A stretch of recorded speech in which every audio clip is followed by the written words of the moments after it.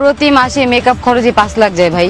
5 লাখ টাকার মেকআপ করেও চেহারার যা হাল অবস্থা, মাশাআল্লাহ। যদি মেকআপ ছাড়া কখনো ক্যামেরার সামনে আসে তাহলে হয়তো আমরা ফ্রিতে হরর মুভি দেখে ফেলতে পারবো।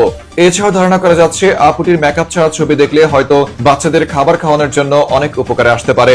এদিকে বিশেষজ্ঞদের ধারণা, যেহেতু আপুটি বিদেশি মেকআপ ছাড়া মেকআপ করে না, তাই হয়তো আপুটির সেই 5 লাখ টাকা দামের মেকআপ হরমুজ প্রণালীতে আটকে গেছে। আর তাই আপুটি বাধ্য হয়ে তার তবলা মার্কা খোবা নিয়ে ক্যামেরার সামনে চলে এসেছে। এ নিয়ে বিস্তারিত দেখুন রিপোর্টার সুদান থেকে ফিরে আসা এক সুদানির পুয়ার রিপোর্টে। রিপোর্ট করছি আমি সুদান থেকে ফিরে আসা সুদানের ফোয়া। এদিকে হঠাৎ করে পাওয়া গেছে এক বিরল প্রজাতির প্রাণী, যে প্রাণীটি ক্যামেরার সামনে এসে বলছে সে নাকি 5 লাখ টাকা দামের মেকআপ প্রোডাক্ট ইউজ করে তার ফেসের জন্য। চেহারা নিয়ে আমি কোনো কথা বলবো না, কেননা চেহারা আল্লাহর দান, কিন্তু কথা বলবো চেহারার উপর মাখানো 5 লাখ টাকা দামের মেকআপ নিয়ে। একবার চিন্তা করে দেখেন, এই নাকি 5 লাখ টাকা দামের মেকআপ।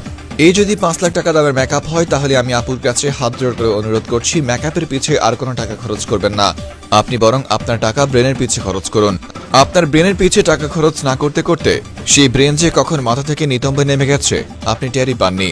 তাই যত তাড়াতাড়ি সম্ভব লোক ভাড়া করে হলেও আপনার নিতম্ব থেকে ব্রেনটা মাথায় উঠান, তা না হলে আপনাকে আজীবন মানুষ বলবে নো বিউটি নো ব্রেইন।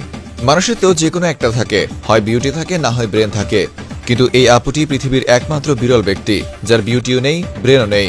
তারপরেও মাশাআল্লাহ তার কনফিডেন্সের কমতি নেই। কোথা থেকে আসে এই কনফিডেন্স, এটা নিয়ে ভাবতে ভাবতেই বিশেষজ্ঞদের ঘুম হারাম হয়ে গেছে।